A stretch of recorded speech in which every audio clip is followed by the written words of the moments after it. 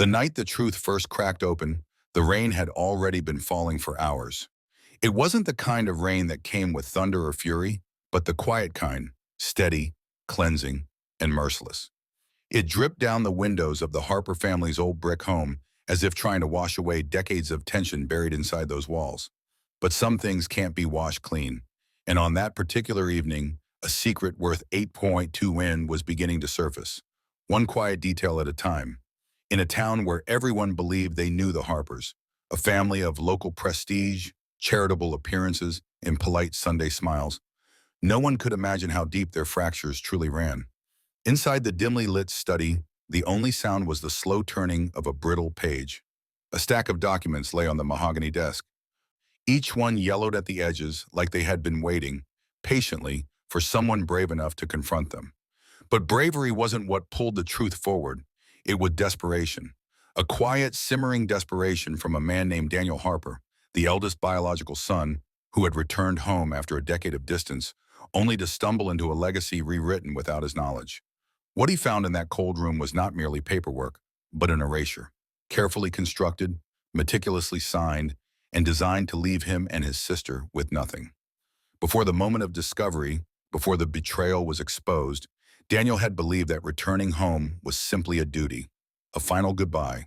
His father, Jonathan Harper, had died less than 2 weeks earlier after a rapid decline that doctors described as unexpected, but not suspicious.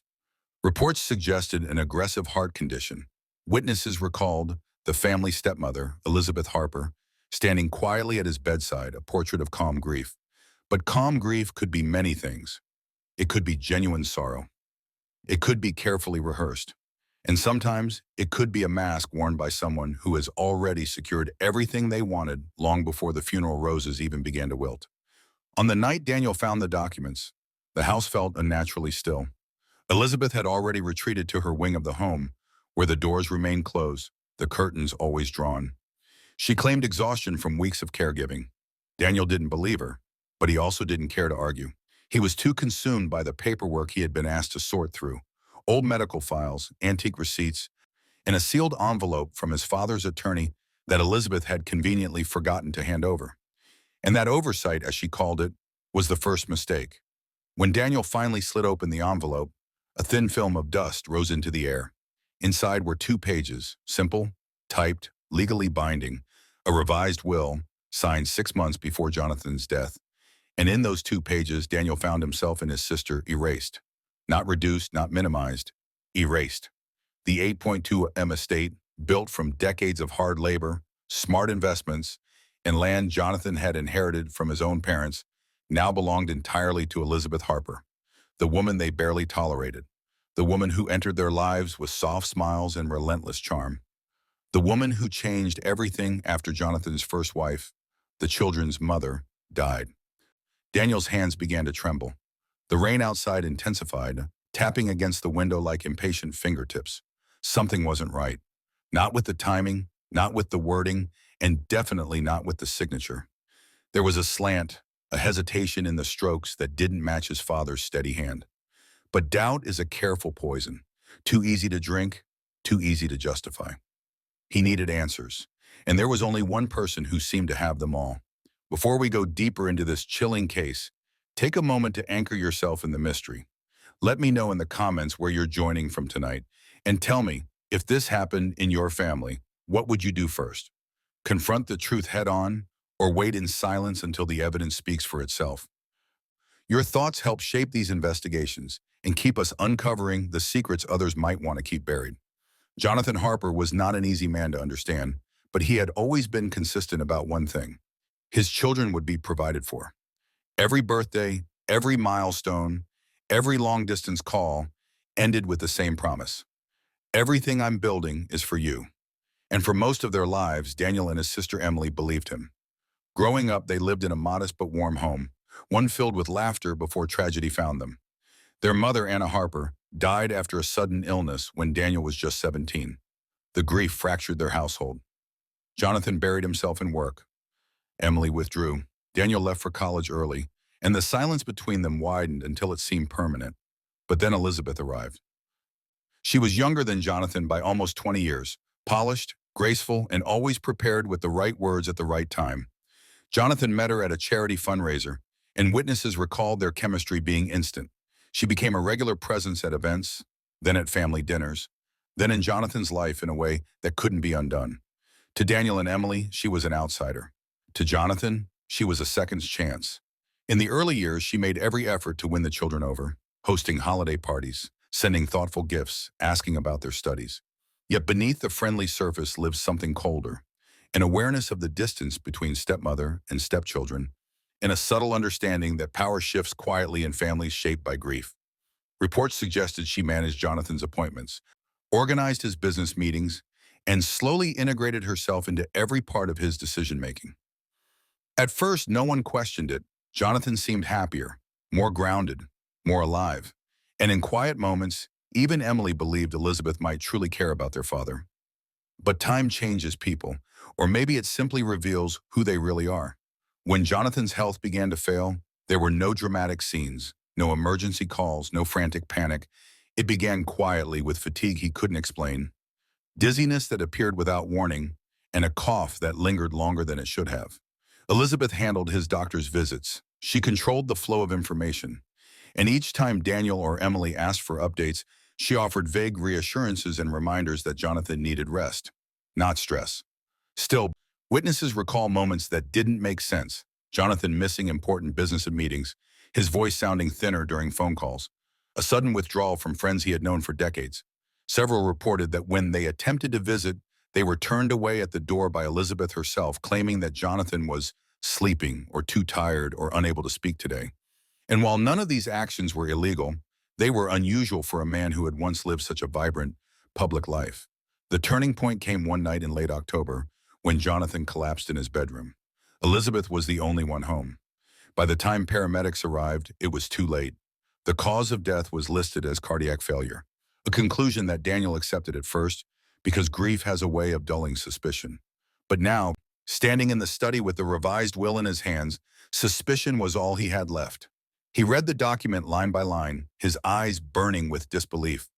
The will referenced assets that Jonathan had not discussed in years, properties, accounts, and trust funds that should have required legal consultation and witness signatures.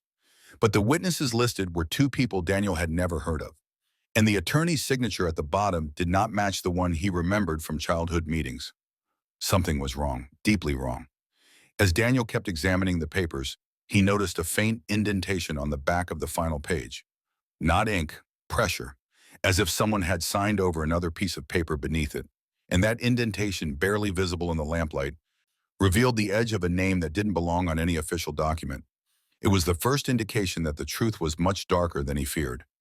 He sat alone in the silent room for what felt like hours, replaying conversations with Elizabeth, dissecting every gesture, every carefully curated expression of grief. And slowly a realization began to crystallize. Jonathan had not simply been sick. He had been isolated, managed, controlled, and maybe, just maybe, redirected. Daniel knew he had to confront her, but timing was everything. So instead, he gathered the documents, carefully slid them back into the envelope, and left the study without turning off the light.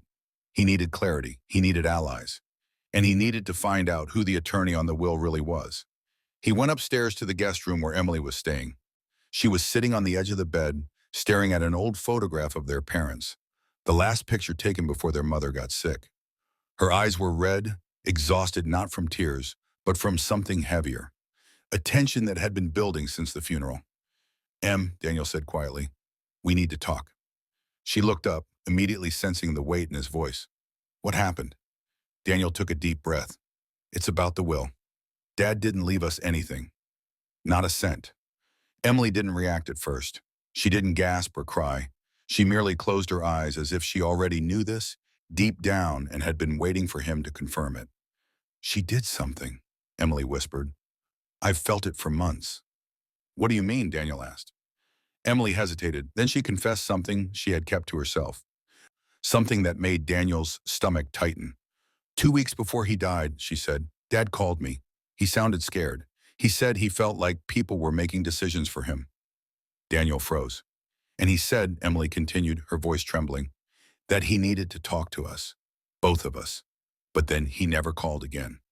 There was a knock at the door, a slow, deliberate knock, and on the other side of the wood-paneled hallway stood Elizabeth Harper, with a smile that didn't reach her eyes. "Are you two all right?" she asked softly. I heard voices, but Daniel knew in that moment that she hadn't come to check on them. She had come to make sure the truth stayed buried. He straightened slowly, stepped in front of Emily, and met her gaze. "Elizabeth," he said, "we need to talk. About Dad's will." Her expression didn't change.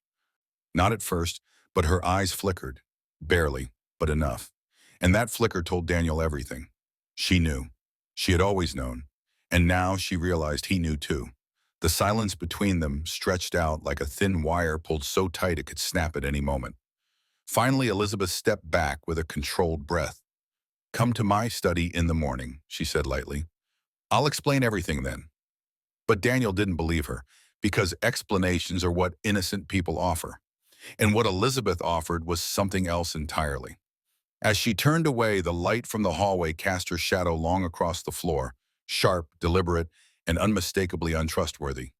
When she disappeared around the corner, Emily whispered, "What do we do now?" Daniel stared at the darkness where Elizabeth had been standing. "We find out the truth," he said, "no matter what it costs." And in that moment, something in the Harper household shifted. The house that had once held memories, love, and legacy was now a battleground. One where silence had protected secrets for far too long. Because starting that night, every lie was about to be exposed. And the real story behind the 8.2M inheritance was only beginning to unravel. Daniel didn't sleep that night. Sleep requires safety, and safety was something that evaporated from the Harper home the moment Elizabeth turned away with that rehearsed calmness. Instead, Daniel sat in the guest room with the envelope beside him, staring at the faint imprint of that mysterious name. The house felt alive in its silence, as though secrets moved through the hallways with soft, deliberate footsteps. Every creak, every shift in the old wooden frame felt like a warning. Around 3 in the morning, Daniel finally stood, unable to sit still any longer. He paced the room quietly, replaying every detail from the last few months, every unusual decision, every strange moment where Jonathan seemed distant, every instance where Elizabeth intercepted calls or redirected questions. There had been small signs all along, but grief blinds even the most perceptive of minds. And now, with the pieces finally forming a darker picture, Daniel felt something growing in him that he hadn't felt in years: resolve. At dawn, he left the house. He didn't tell Emily. He didn't tell Elizabeth. He drove through the early morning haze to the office of Harper and Reed, the law firm that had represented their family for decades. He knew that if the will was legitimate, the attorney on file would have answers. If it wasn't, then he would know by the reaction he received. The office opened at 8. Daniel arrived at 7:30. When the receptionist unlocked the doors, Daniel stepped inside before she could even greet him. He was polite but urgent, explaining that he needed to speak to attorney Michael Reed immediately. She hesitated, then made the call. Within minutes, Reed appeared at the doorway of his office, adjusting his glasses, his expression shifting with confusion when he saw Daniel. They exchanged brief condolences, but Daniel wasted no time. He placed the revised will on Reed's desk like a piece of evidence discovered in a crime scene. "Did you sign this?" Daniel asked. Reed's eyebrows furrowed. He picked up the document and examined it slowly, methodically. His eyes paused at several points. Then he looked up, his face pale. "This," Reed said carefully, "is not my signature." Daniel's pulse quickened. Reed flipped through the pages again, this time focusing on the witness names. He shook his head. "I don't know these people, and Jonathan never discussed revising his will with me in the last 6 years." Daniel swallowed hard. "Could someone have forged it?" Reed hesitated. "It's possible, but very risky. Forging a will of this size is a felony with major prison time. Anyone who did this would have to be very confident the forgery wouldn't be challenged." Daniel thought of Elizabeth, calm, composed, methodical. Someone who never acted without calculation. "What would you do if you were me?" Daniel asked. Reed leaned back, exhaling slowly. "I would request the original will from the probate office, and then I would prepare for whatever you find there." Daniel nodded, thanked him, and left. But as he stepped back into the morning light, he felt something shift. The will was not legitimate, that much was clear. But the question now wasn't whether Elizabeth manipulated the estate. It was how far she had gone to secure it. When Daniel returned home, Emily was waiting in the hallway, her worry clear from the moment he walked through the door. "Where were you?" she asked quietly. Daniel hesitated, but only for a moment. "Confirming that the will is fake," he said. Emily's face hardened. She didn't need more explanation. She simply nodded, her expression sharpening with determination. They had been distant in recent years, but grief and betrayal have a strange way of forcing siblings to stand together. Just as Daniel finished speaking, Elizabeth appeared at the top of the staircase. Her posture was perfect, her robe neatly tied, her expression unreadable. "You left early," she said softly. "We were supposed to talk this morning." Daniel stepped forward. "We'll talk now." Elizabeth's eyes flickered again, another moment of calculation. She motioned toward her private study, the space she had occupied for most of her marriage. A room Jonathan rarely entered, a room Daniel had not seen in years. Inside, the air smelled of lavender and paperwork. Everything was perfectly arranged. Books aligned by height, documents placed in neat stacks, photographs in silver frames evenly spaced across the desk. But it wasn't the appearance of the room that unsettled Daniel. It was the absence of one thing. There were no pictures of him, none of Emily, not one family photo from the years before Elizabeth entered their lives. Only her. When they sat down, Elizabeth folded her hands in her lap. "I know this is difficult," she said with a soothing tone that felt rehearsed. "Jonathan made decisions you might not understand. He loved you both, but circumstances change." Daniel placed the forged will on the desk between them. "Did you think we wouldn't find out?" he asked. Elizabeth's expression didn't change. She glanced at the document, then looked up with calm certainty. "That is Jonathan's will." "No," Daniel said, "it isn't. The attorney didn't sign it. The witnesses don't exist. And Dad never mentioned changing anything." The silence that followed was icy. Elizabeth slowly leaned back, studying Daniel with an expression he hadn't seen before. It wasn't grief, it wasn't fear, it was irritation. "You're making this harder than it needs to be," she said quietly. "Harder for who?" Daniel asked. "For all of us," she answered. Emily stepped forward, her voice shaking but firm. "Did Dad call me 2 weeks before he died because he was afraid? Did you stop him from talking to us?" Elizabeth didn't deny it. She didn't admit it either. Instead, she offered a soft, measured sigh. "Jonathan was ill. He was confused. He said things he didn't mean." Daniel leaned in. "He told Emily someone was making decisions for him." Elizabeth's jaw tightened for a fraction of a second, and that was all Daniel needed. "You isolated him," Daniel said. "You controlled everything. His medication, his appointments, his visitors. You made sure we didn't get the full story." Elizabeth lifted her chin. "I cared for him when neither of you were here." Daniel didn't flinch. "We weren't here because you made sure we never knew how bad things were." Her eyes narrowed, and for the first time she allowed the mask to slip. "You're angry," she said. "I understand that. But Jonathan made his choice. If you fight this, you will destroy what little dignity he had left." Emily shook her head. "Dignity isn't what's at stake." "What is then?" Elizabeth asked. Daniel met her eyes. "The truth." For the first time, Elizabeth's composure cracked. She stood abruptly, pacing behind her desk. Her fingers tapped against the back of her chair. She wasn't afraid, she was calculating, strategizing, planning her next move. "Listen to me carefully," she said. "You are grieving. You're confused. But if you pursue this, if you challenge the will, you will drag this family through public humiliation. Is that what you want?" Daniel's voice was calm, steady. "I want answers."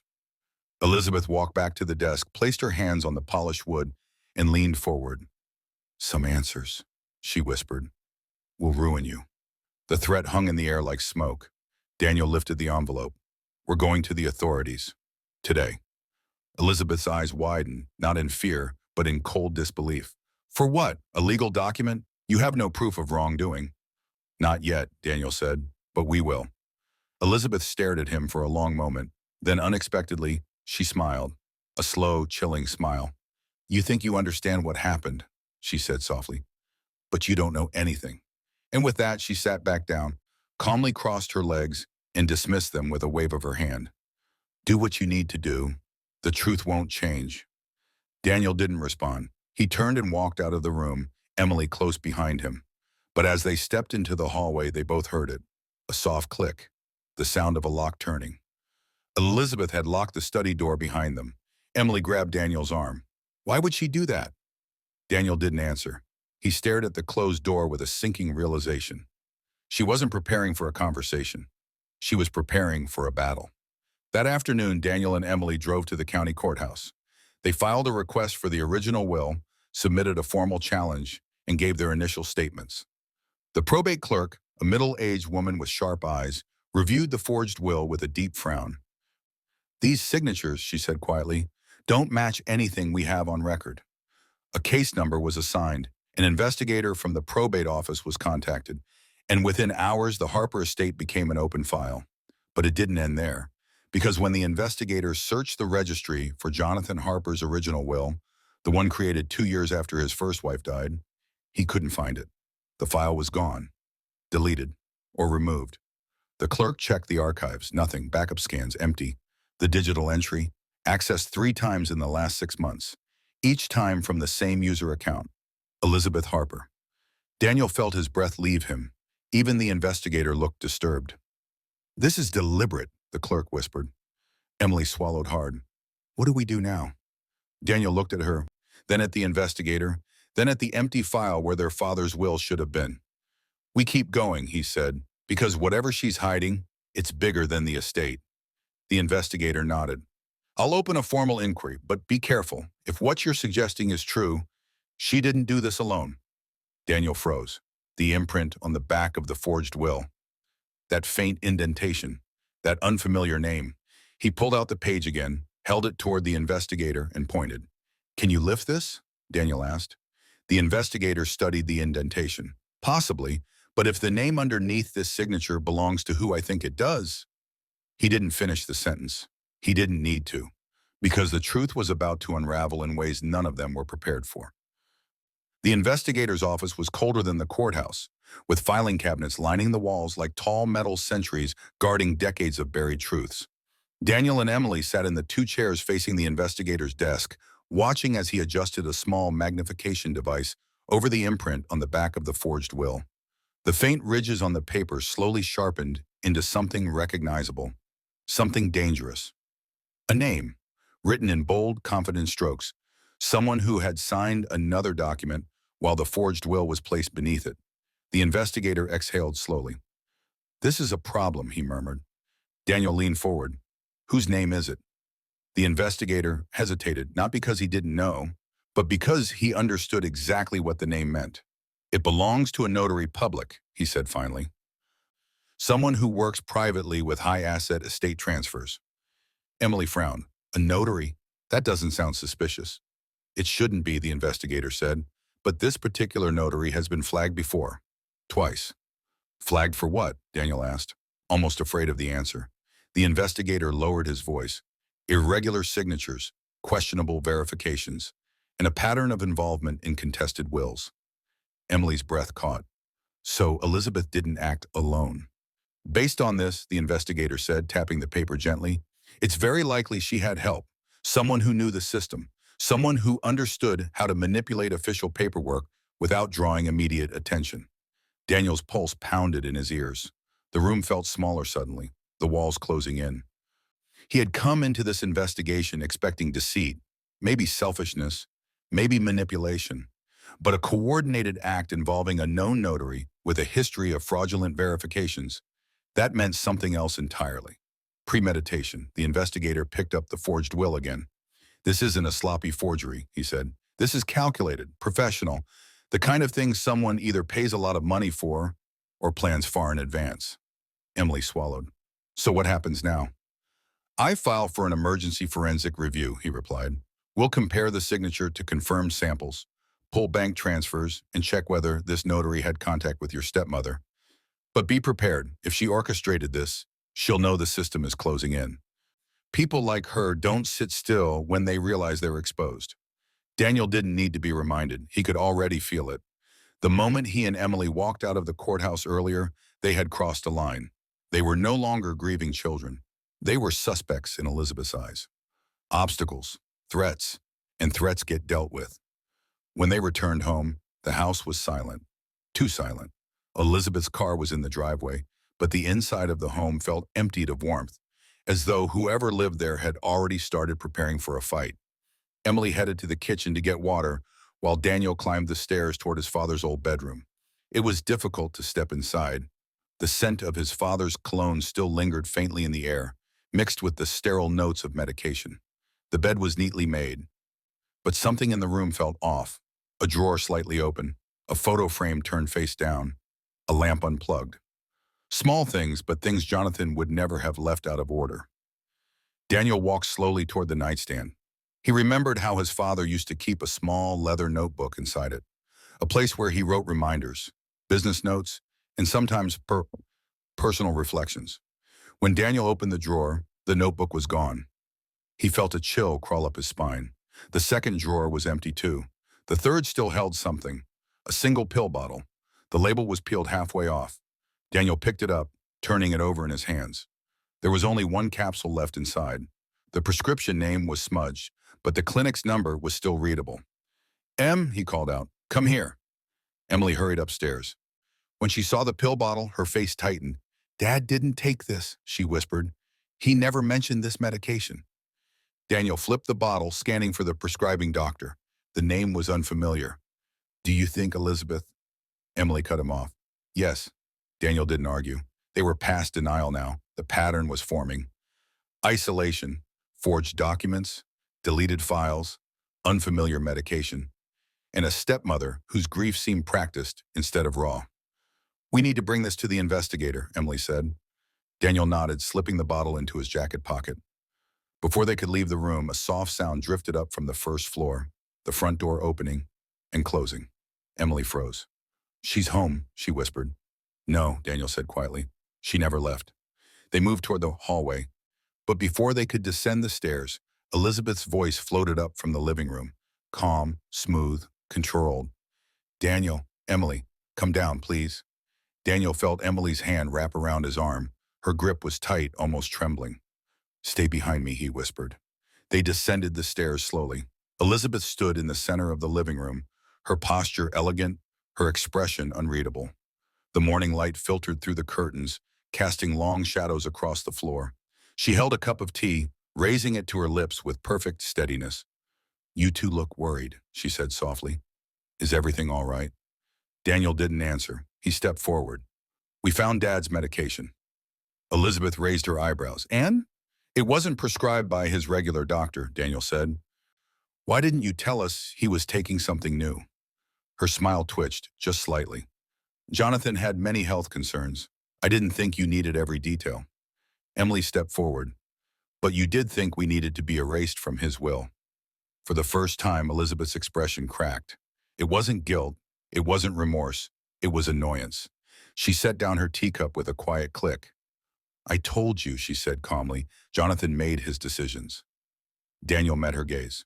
"Why did you access the probate system 3 times before he died?" That stopped her. Her eyes flashed, not with fear, but with anger. "You're invading my privacy," she said sharply. "You deleted the original will," Daniel said. "Why?" Elizabeth's jaw tightened. "Because it was outdated." "And because it gave us everything," Emily said. "Not you." Elizabeth inhaled slowly, then released the breath through her nose. "You've always been ungrateful," she said. "Both of you. I took care of your father for years. I sacrificed everything, my career, my time, my peace, to support him. And you think you deserve his estate?" Daniel didn't blink. "We deserve the truth." Elizabeth stepped closer, her voice lowering. "The truth," she whispered, "is that your father was going to change his will, whether you like it or not. He told me he didn't want to leave everything to 2 children who barely visited." Emily's face flushed with anger. "Dad never said that." Elizabeth's smile returned, thin, precise, chilling. "That's the problem with the dead," she said. "They can't correct you." Daniel's fists clenched. "You manipulated him." "No," she said. "I guided him. He was confused, forgetful, emotional. Someone needed to help him make decisions." "You isolated him," Daniel said. Elizabeth shrugged. "He was sick. You controlled his medication. He needed structure. You forged his will." Elizabeth didn't move, didn't speak, didn't deny it. "You can't prove anything," she said finally. "Not yet. And without proof, all you have is suspicion." Daniel stared at her for a long moment. Then he turned toward the front door. "We'll find the proof," and he said, And when we do, this will all come down around you. Elizabeth didn't follow. She simply walked back to the table, picked up her teacup again, and sipped it slowly. Be careful, Daniel, she said softly. Some secrets aren't meant to be exposed. But her warning wasn't a warning, it was a threat. They left the house immediately. Cold air hit them as they stepped outside, but neither of them felt it. They drove straight to the investigator's office, where the pill bottle and the new information set off an entirely different chain of events. The investigator contacted Jonathan's primary doctor. The doctor confirmed something startling. He was never prescribed that medication. Then the investigator contacted the pharmacy. The prescription was filled under Elizabeth's name, but the dosage was much too strong for someone with Jonathan's condition. Administering this regularly, the doctor said, would have made his symptoms worse, much worse. The room fell silent. Daniel felt sick. Emily's voice broke. Are you saying she... The doctor shook his head firmly. I'm not saying anything conclusively. Only that this medication was inappropriate for his health. But the implication was there. Unspoken, heavy, and devastating. The investigator looked between the siblings. This is no longer just a probate case. This is something else. Daniel steadied himself. What happens now? The investigator straightened. Now, he said, we open a criminal inquiry. But something unexpected happened next. 1 hour after they left the office, a message arrived on Daniel's phone. A voicemail from a number he didn't recognize. He played it on speaker as he and Emily sat in the car. A man's voice, shaky, afraid. This is the notary. I don't have much time. Your stepmother, she called me. She knows what's happening. I can't protect myself if this gets out. But you need to know she didn't do this alone. There's someone else, someone who told her exactly how to handle everything, someone who's been helping her for years. I shouldn't have signed those documents, but she promised. A sudden noise, a muffled yell, the sound of the phone dropping. Then the voicemail ended. Daniel and Emily stared at each other, horror sharpening into something colder. If the notary was scared, if someone else was involved, if Elizabeth had support, then the conspiracy behind their father's death in the 8.2 estate wasn't a simple act of greed. It was a network, a plan, a long, calculated manipulation. And the truth was much darker than either of them imagined. Who's helping her? Emily whispered. Daniel didn't answer, because he already knew. Whoever it was, they weren't done yet. The courtroom felt colder than the hallways outside, as if the air itself recognized the weight of what was about to surface. When Marlene returned to the stand, her confidence from earlier had thinned, replaced by a stiffness around the jaw that betrayed nerves she could no longer conceal. The prosecutor moved without theatrics, placing a single document on the podium, the same signed amendment that had cut Daniel's biological children off entirely. What followed was not explosive, but devastating in its quietness. A handwriting analyst testified that the strokes were inconsistent with Harold's motor limitations at the time. A nurse recalled in a trembling statement that she heard Harold ask, "Where are my kids?" On the very morning Marlene claimed he insisted on removing them. And a neighbor, hesitant, eyes lowered, recounted seeing Marlene pacing the back porch late that same night, whispering into the phone, "It has to be done now before they start asking questions." There was no confession, no dramatic collapse, just the slow erosion of Marlene's narrative until it could no longer stand on its own weight. As the judge reviewed the evidence, as the gallery held its breath, a truth that had been buried under strategy, manipulation, and cold precision began to rise. And in that rising, Marlene realized the thing she feared most had finally been exposed. Not just the truth, but the legacy she had tried so desperately to rewrite. The judge adjourned for the day, but the damage was already sealed. The family walked out in silence, broken, exhausted, and forever altered by the secrets that had been forced into the light. Before we move to the conclusion of this haunting case, I want to hear from you in a fresh way. Tell me in the comments, who do you think first sensed the truth? And why do you think no one spoke up sooner? And if stories like this pull you into the quiet darkness beneath family portraits, make sure you stay close. More truths are coming, and each one reshapes everything we think we know.